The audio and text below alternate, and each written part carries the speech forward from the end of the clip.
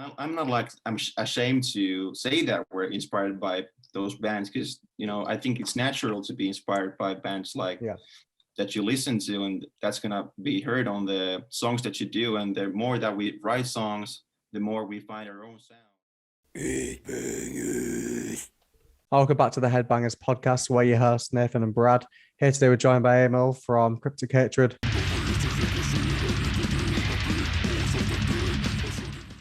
How are you doing, man? Start off with.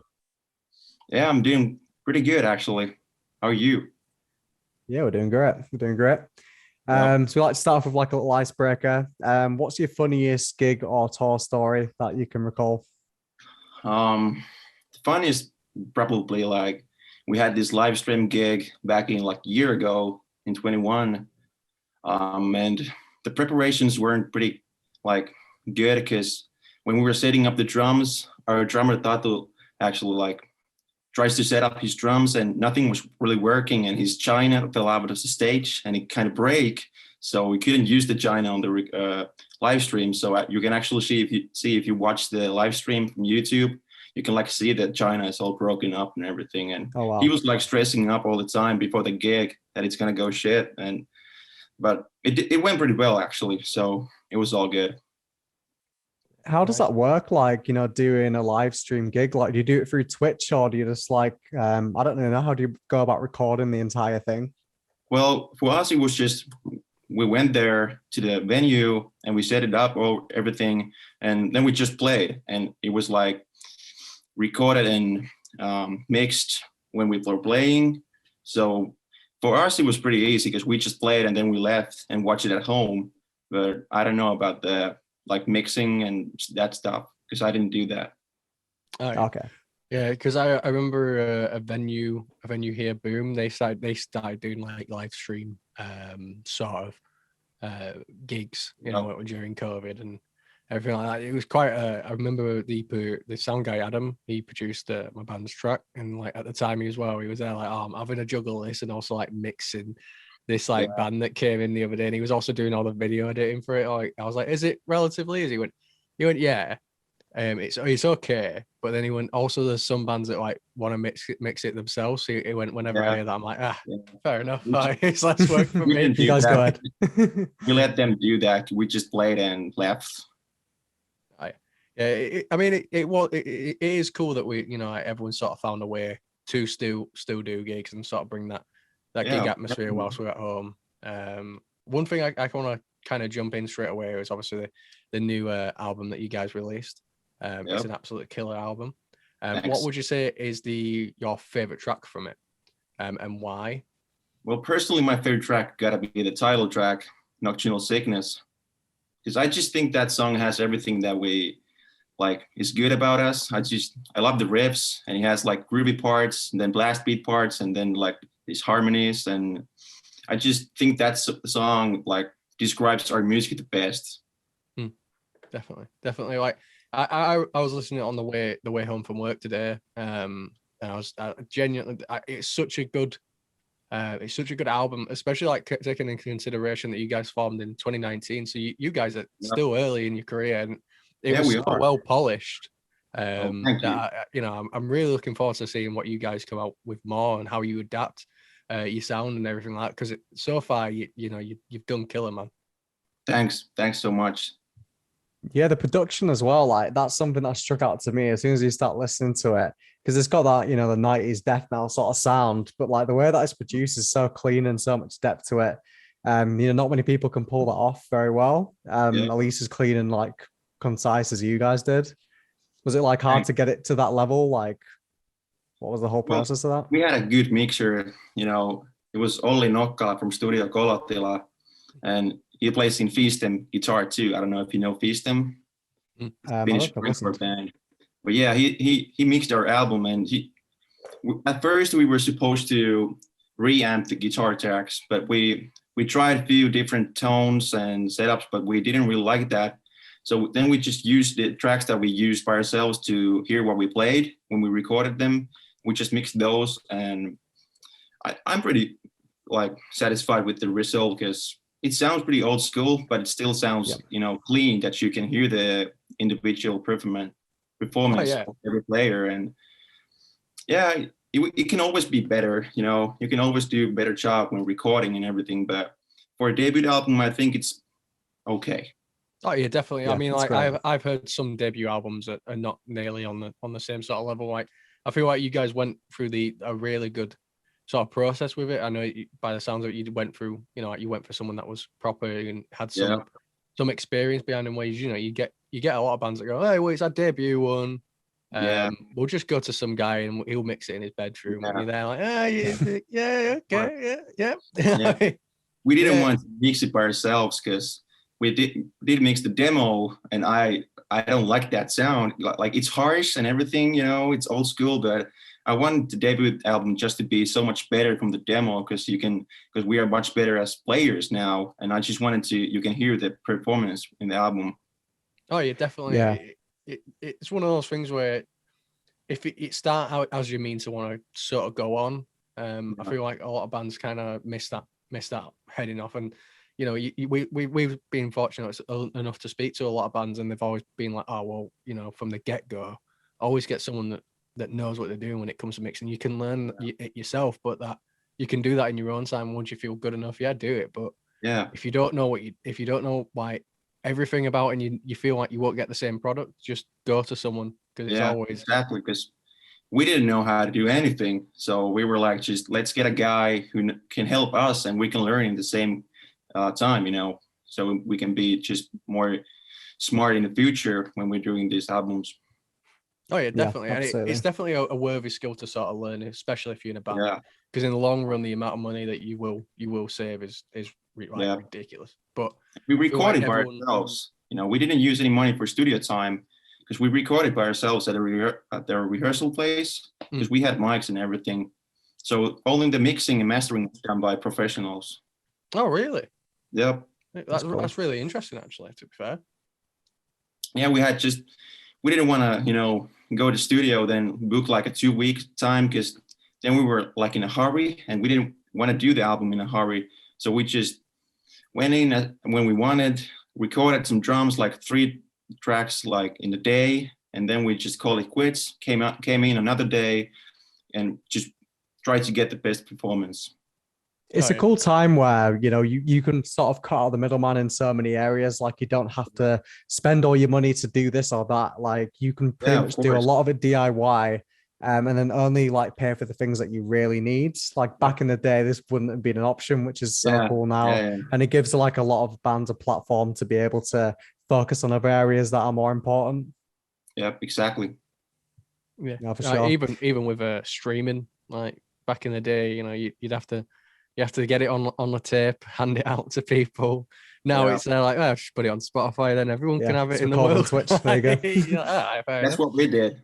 Yeah, exactly. Like absolutely. You know, streaming's just made everything for bands a lot easier, and definitely, obviously, with computers getting better, you can pretty much do everything anything from like you can sort of think of as a band from home. So yeah.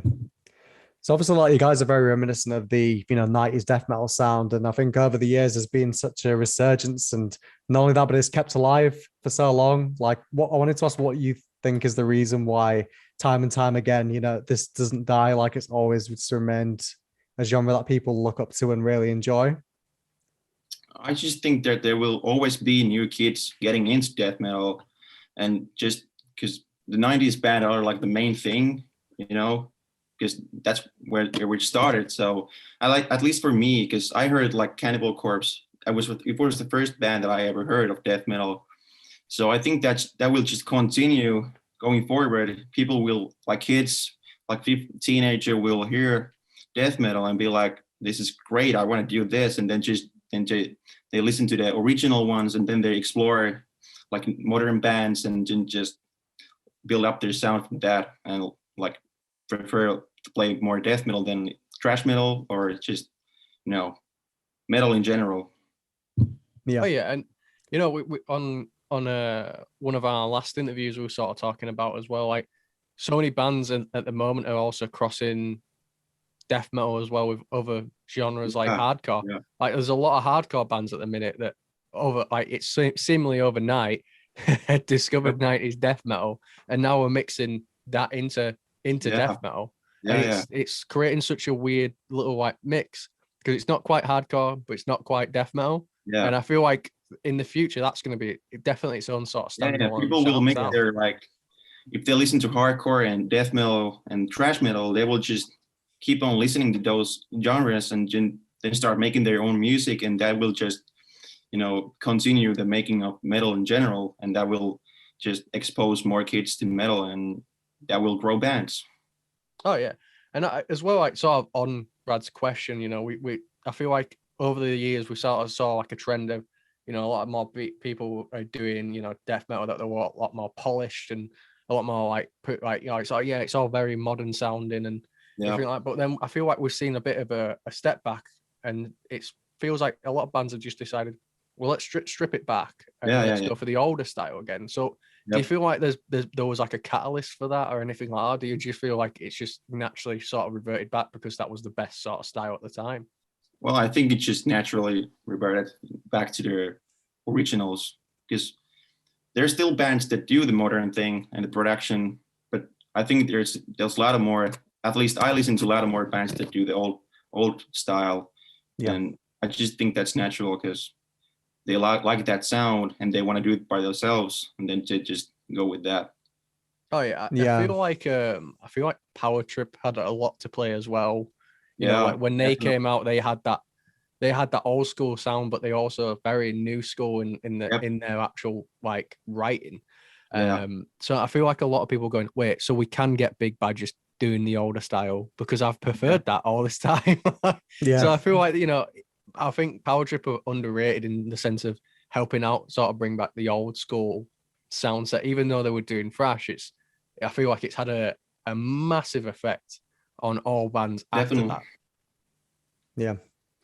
I think it's nice though, because you know, bands like yourself and other ones as well, it's like kind of albums that could have definitely been released in the 90s alongside stuff like Out the Gates and Dark Tranquility and stuff like that, but with a better production. I think it's cool because although like I don't mind if bands, you know, like you said, they want to go for the raw reproduction when it sounds kind of shitty, but I feel like now we've kind of gone past that. I think there's no need to sort of like prove a point or anything like that.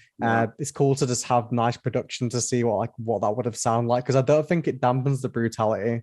And again, goes back to the production of Nocturnal Sickness, is that I never felt like the production was dampening the brutality of it. It was still hard, still fast, but clean sounding.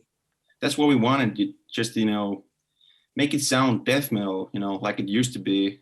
It's just like scooped guitars, fierce drums, you know, powerful drums, like audible bass, and just low growling death metal vocals. That's what we like, and that's what we wanted to do with Nocturnal Sickness, just to make it sound like it's old school, but it's still like it's new in a way. So people can like say that, oh, this sounds like it's from the 90s, but you know, it's still new. So that's what we wanted to do, because we really like that Morrisound production style and all about that, you know. That's what we love. Oh yeah, and I feel like 2020 to 20 now, and probably going on for the next couple of years, is definitely like death metal's years. I feel like it's had such a new resurgence. Like, you know, I feel like a lot of people that have, you know, like were fans of death metal in the 90s are now going, you know what? Let's just start going back to that. And it feels like we are living in that sort of era, that golden age, because now we've got so many great death metal bands just popping up everywhere. Like Gatecreeper, for example, obviously you guys, and there's just so many people that now you're going, these guys are going to be very big later on. Like these guys are going to be considered, you know, when, you know, death metal popped up again, these are the guys that really, really drove that forward. For sure. As well as on Nocturnal Sickness, like the artwork to it was just phenomenal. Obviously that Paolo did. Does it like contrast the lyrics quite well, and you know, like the actual theme, because it does have a apocalyptic vibe about it? Like I saw it looks like something off Demon Souls or Elden Ring or something.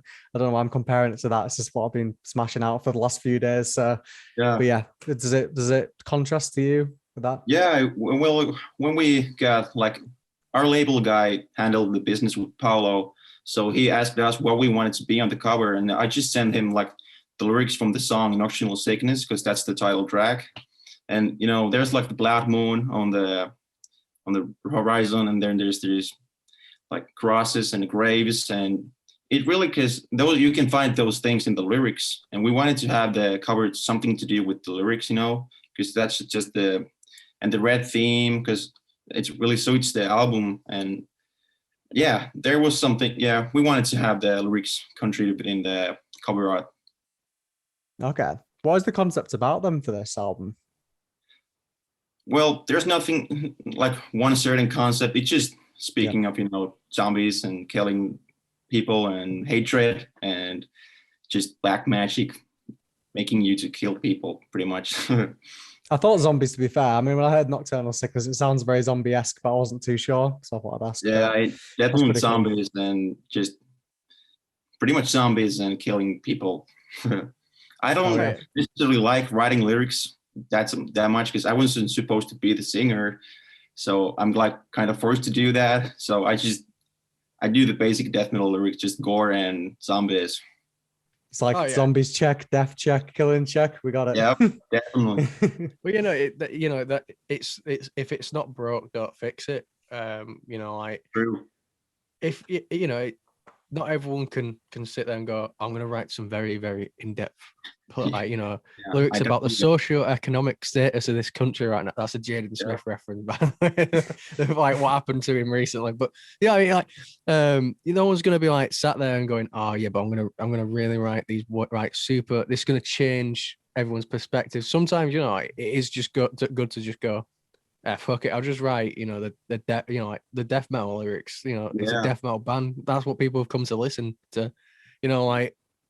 Why go? Oh yeah, but I really want people to really look into the lyrics. It's like at the end of the day, we're all screaming down a microphone. Just write what sounds good in. You don't go to McDonald's to get a steak, So yeah, I think the phrasing is much more important than the like content of the lyrics. If the phrasing goes well with the song and it grooves a lot, I think that's much more important.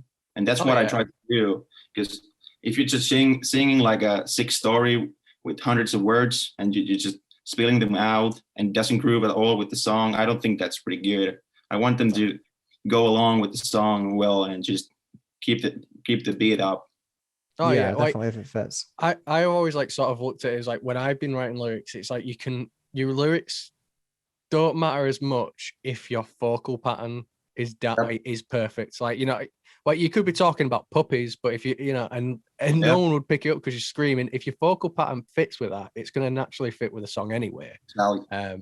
So I feel like if anyone ever gets stuck writing lyrics, just really try. You don't have to write these super thought out lyrics. You can really, you can really just write about, just fantasize a bit. Use your imagination. Yeah, just keep it simple and make the vocal patterns effective to the song.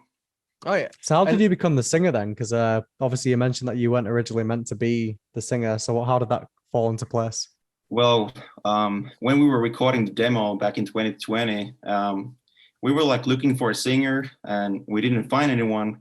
And then we had to do the vocals for the demo. And then I was just like, fuck it, I'm going to do it for the demo, but only for the demo. But then we released the demo and we got the gig offer for Helsinki Death Fest. And that was 2 weeks from the offer. And then we were just thinking that we're not going to get a singer in 2 weeks. So I just did it. And I'm kind of stuck to it now. I can't change anymore. I'm very fucking impressed then, because if you weren't intended to be the singer, you got some of the fucking nastiest vocal lines of death metal this year so far. So how did you pick that up so fast? You must have done some sort of vocal training or something, or did you just get straight into it? I started to sing Cannibal Corpse songs, to be honest. I was just mimicking Chris Barnes, Fair enough. I'm just gonna be honest about it. That's how it happened. I was at home singing Cannibal Corpse songs, and I was like, well, I can do some, but I wasn't supposed to be the singer. So when I started to do vocals, I just did what I did with trying to sing Cannibal Corpse songs. Oh, it's mad that you mentioned, Chris Barnes, because when I was listening to you guys, I was like, the vocalist really does have a very good like Chris Barnes feel. Yeah. So that's one thing. That's one thing that I thought immediately. I feel like, you know, like on the sort of the subject of vocals, what's sort of been like the biggest influence to your vocal style? I know you mentioned Chris Barnes, but is there any other vocalists that have really shaped you, or is there anyone that you've sort of pulled from other than Chris Barnes? Well, in the beginning, it was only Chris Barnes, but now that I'm the singer and I kind of tried to study the vocals more, I really like actually Danny Field's vocals, Incredible Field. I agree. Yeah, he gets so much shit, but he's still fucking unique. Like, you know, I'm not ashamed to say that, because his vocal patterns and lyrics are crazy. And so I kind of get inspiration from that, and then I just, you know, I get inspiration from Frank Mullen from Suffocation. He does like a own sound with the vocals. So it's pretty much, I kind of stick to the Chris Barnes style mostly, but now I'm trying to like learn new things with the fry screaming maybe more, and just try to experiment with a few things. Do you like watching any tutorials and all? Do you just sort of like practice at home and just like try and make noises, or, you know, what do you do? I've tried to watch some videos, but I'm gonna try to make a sound, and then I just see if it works. If it doesn't, I'm not gonna use it. If it works, I'm gonna use it. Just I've tried to learn, but I don't really know how to do those kind of, you know, real screams. I'm just doing something. All right. Okay. But one guy I can recommend you, because when I started screaming, this guy really helped me sort of like figure it out. On YouTube, watch a channel called Kartashev Academy. It's the vocalist for a band called Kartashev.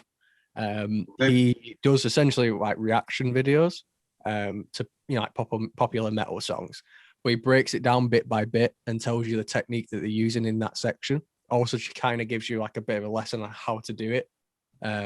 When I started watching him, because when I first got into vocals, I just kind of winged it, and then I was like, oh, I'm gonna try and find out more techniques. Watched him, and like, he gives amazing advice. He actually does lessons as well, one-to-one with people. So definitely check him out.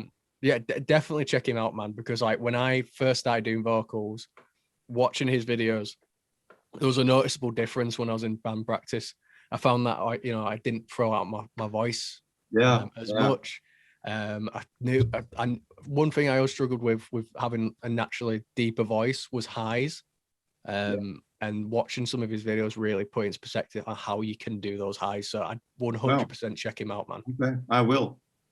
Yeah, definitely. Just I would like to learn, and help is always good, because I don't want to like hurt myself with the vocals, because that's just not good in the long run. And so definitely we'll check it out.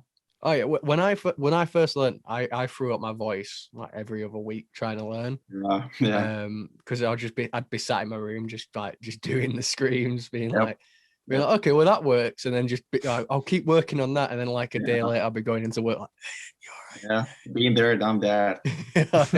So yeah, it's honestly it is always great to learn. Of course. And really look into it. It's so hard though, because like it is. When you learn like an instrument, there's someone to go off. They're like, oh, he's putting his fingers on that note, or he's hitting that. He's hitting that part of the drum. You're there, like with vocals, the instrument's you. So you really need to like trying to find inside of your body. You can try to find some parts that you're gonna use with the vocals. Like I don't know how to do that. Just diaphragm frontal. Yeah, I don't know how to do that.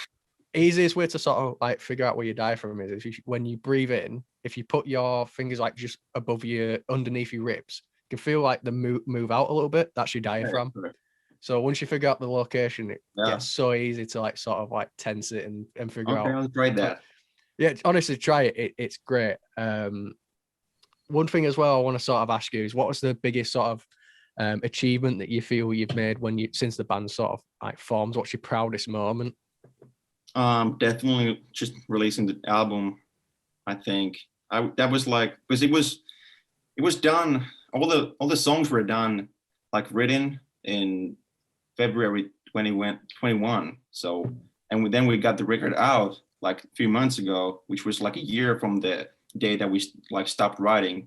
So it was really long wait, just recording and then just waiting with the full, for the physical copies and everything too. So, I think that I'm just most proud of the Nocturnal Sickness, to be honest. Yeah. How come it took so? Was it just because of like the whole thing with COVID? Then the reason why the physical copies took such a long time?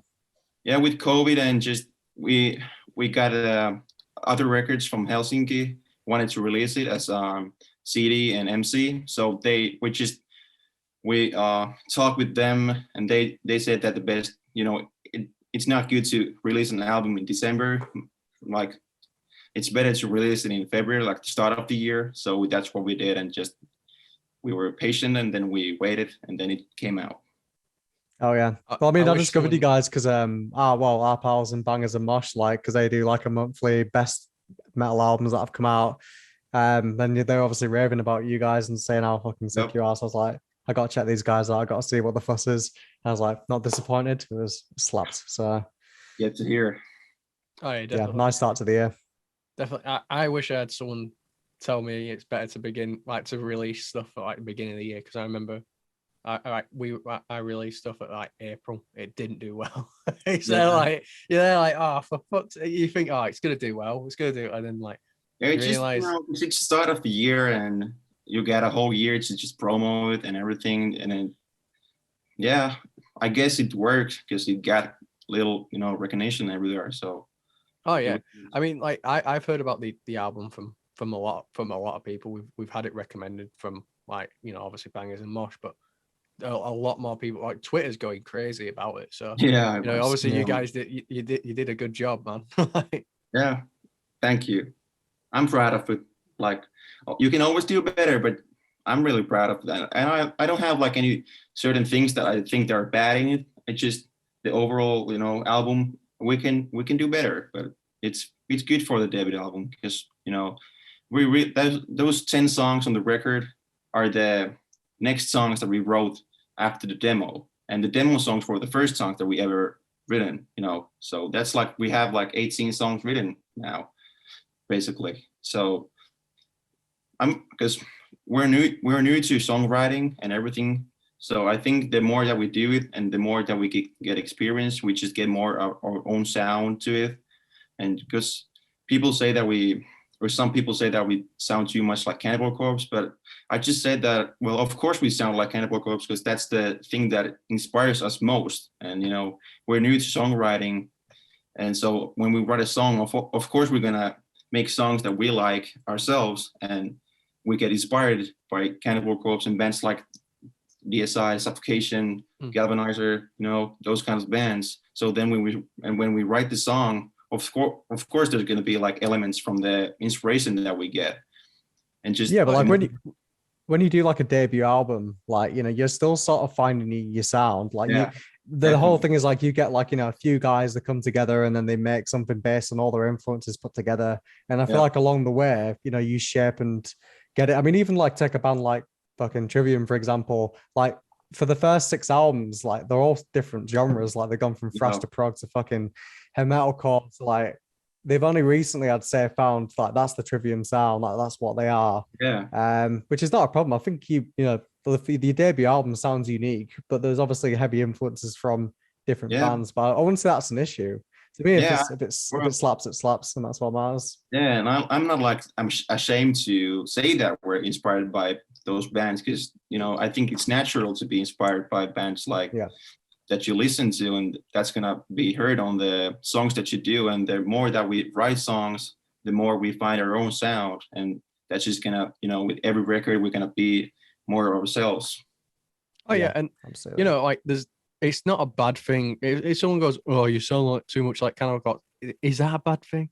Yeah, they're one of the biggest death metal bands ever. Yeah, I take it as a compliment more, because if my songs sound like Cannibal Corpse, they probably sound good. Yeah, exactly. Yeah.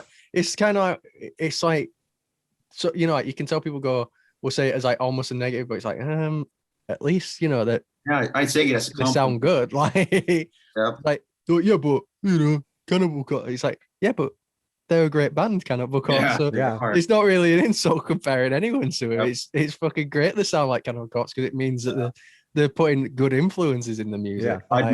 I'd much rather sound like Cannibal Corpse than sound like shit, you know. Oh yeah, Yeah, exactly. Like, you know, Cannibal Corpse is, you know, arguably the biggest death metal band on the planet. Yeah. And they've easily had the most influence on the scene. You know, there's bands that can never come close to that. So even be able to be compared to them lyrically and musically, I'd take that as a win. Yeah. It's like being a thrash band and someone's like, oh, you sound like Metallica or Slayer. I was like, cool. Yeah. Sounds great. Yep. Exactly. Yeah, you know, that shit's timeless. It came out 30 years ago and there's still people listen to it. So they clearly did something right. Yep, that's true. One thing as well is, how did everyone in the band sort of meet? Well, actually, we all made it in school. In Finland, you have like grades from 1 to 6, and then you move to like a bigger school, which is 7 to 9. So we all met I met Tatu, our drummer, in grade 1. So I've known him for like 15 years, maybe. Oh yeah. So like I knew him even in kindergarten. So then we went to same school for 9 years, and then when we moved to the bigger school in the 7th grade, that's when we met Yami and Miska, our guitarist and bass player. So we were in the same school, and just, you know, we were friends. And just one day in the 9th grade, I think that was in like fall of 2018, something around that time, we just went in the school's music room and just started jamming some songs. And we did that for a while. And then in January 2019, we were like, let's just form a band and let's get a name for ourselves and let's just start making our own songs. Oh yeah. Who was like the influence of getting into heavy music then? Because you said like you had a friend from 15 years. Who was the devil on the shoulder that did you get it was into it? Actually Tatu, our drummer. Oh, okay. Yeah, he showed me actually Hammer Smashed Face in school. And I was like, what is this? Because I've used to like Slayer and System of a Down, Slipknot before at that time. So like Cannibal Corpse was pretty rough for me at the beginning. Then I just came back to it like 2 weeks later, and I fell in love with fucking death metal. Oh yeah, natural progression. I feel Brad's gonna kill me for telling. No, the story don't fucking say the story. I'm gonna. It's a tradition now. But when you do like a shortened version of it, you know what I mean? Yeah. So when I first got into like metal, I went through the same path. So I went into like Slipknot, but I got into it way later than I should have. I think I've literally just finished like a 6th form. So anyway, fast forward a couple of years, Suffocation are playing a show in Leeds. I'd never heard of Suffocation before. Yeah. I was still in my new metal phase. So my mate went, do you want to get tickets? And I was there like, yeah. We said it's a local show. So yeah, I'll go. So I went down, and that was my first ever experience of death metal. And yeah, I never looked back after that. That was probably a good experience. Watching Suffocation for the first time.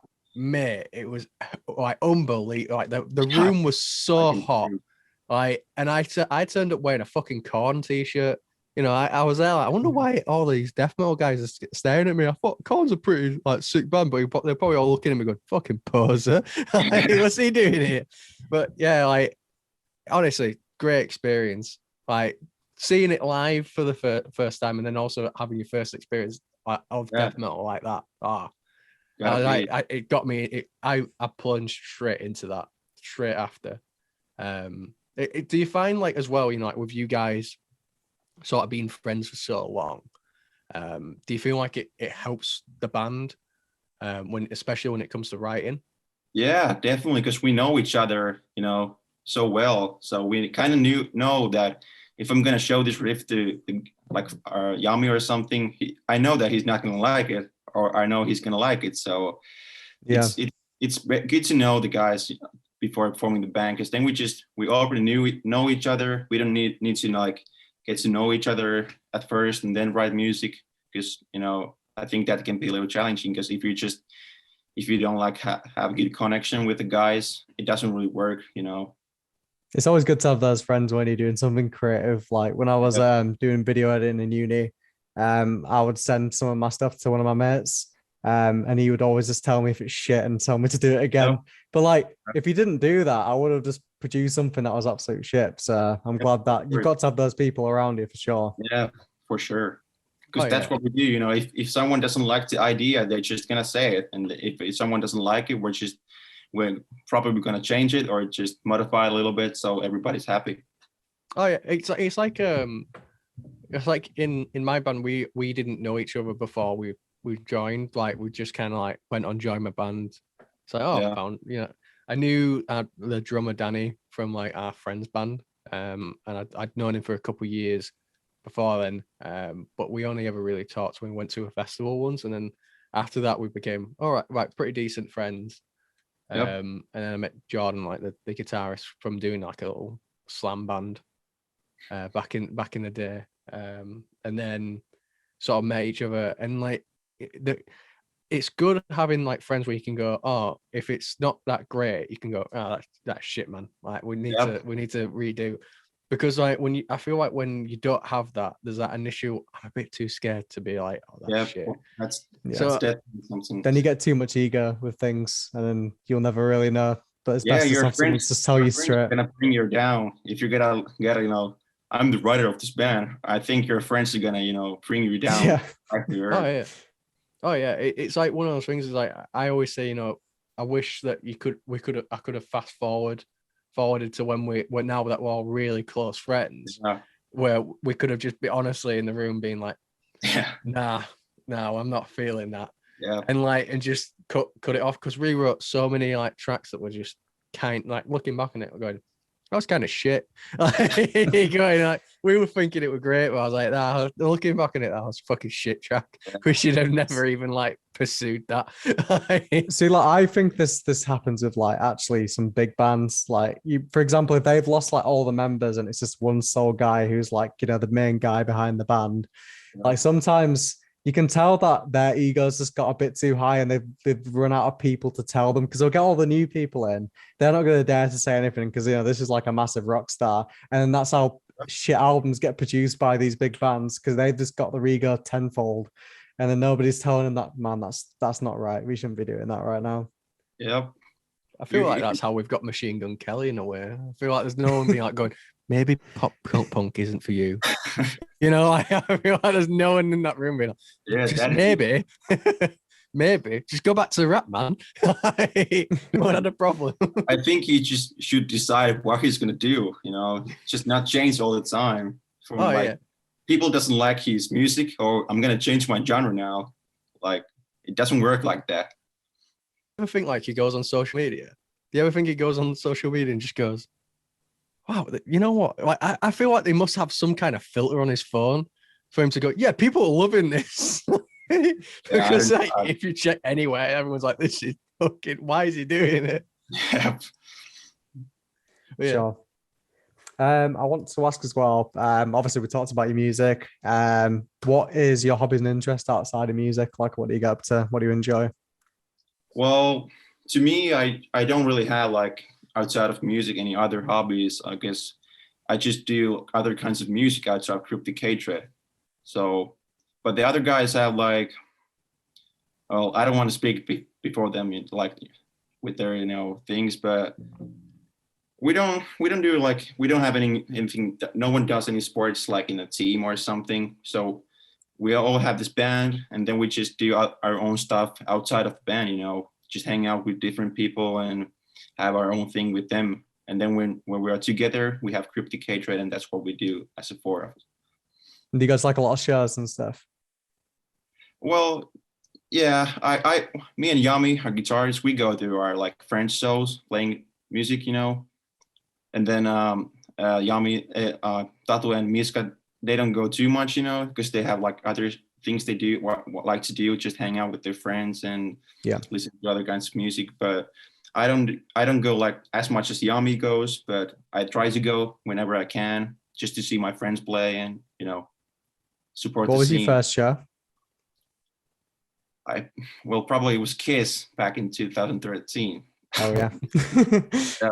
Kiss are awesome, to be fair. I think I saw them in 2015, play Download Festival, but they've always been my favorite rock band, to be honest, even though they get so much shit. I mean, besides Kiss, Gene Simmons awesome. being an absolute dick, like I feel like Kiss, they get a lot of shit, but they're still fucking legendary. Like I've Yeah, really enjoyed their Kiss was show. like the first big band for me as a kid because I used to play like Guitar Hero 3, I think, and they Yeah. had song Rock and Roll All Night, and that was like the shit. I used to listen to that like every day, and it was like my tune. So then when I got to see them live, I was like 10 years old then, and it was pretty magical for me. Oh yeah, Yeah, I feel I like Guitar remember. Hero 3 like breeds metalheads. Like so That's many a people. great game. There's a Yeah, lot of people I know got into like metal and even playing guitar from Guitar Hero. that was me. Yeah, Yeah. I Like, found Rage Against the Machine from Guitar Hero too because I used to listen to that band a lot. oh yeah, Rage Against the Machine are a timeless band as well. I feel like as well, like going onto like Kiss. I feel like one of the first experiences I had with them, and it's quite fun, is does anyone remember that movie Paul Blart Mall Cop? I'm not familiar with them. I've seen it, but I wasn't a big fan of it, to be honest. It's this so it's a bad film. I won't recommend watching it, but there's this one scene that I always wondered what the song was, and as I've got older, I've realized it was a Kiss song. It was like he's in like this arcade and he's playing Guitar Hero and he's playing Kiss rock like party, you know, like rock and roll night party every day. And he's playing that and like the store's getting robbed behind him. And I always just thought that song always got stuck in my head. And now every time I hear that song, I just think of that scene as well. So yeah, Sure, that's like sure. my first experience with him. Awesome. Yeah. Yeah. So we are sort of getting to the end point of the interview now. One way that we always like to leave it is, what advice would you give to your younger self, and what advice would you give to a new musician starting out? Just do the demo. Don't think about it too much. Just record your music. Rehearse it well before you record it. Then just release it and see what people think. You can really learn from that experience. Just especially recording by yourself and just rehearsing the songs as a band, and then hearing things from the music from other people. I think that's really important.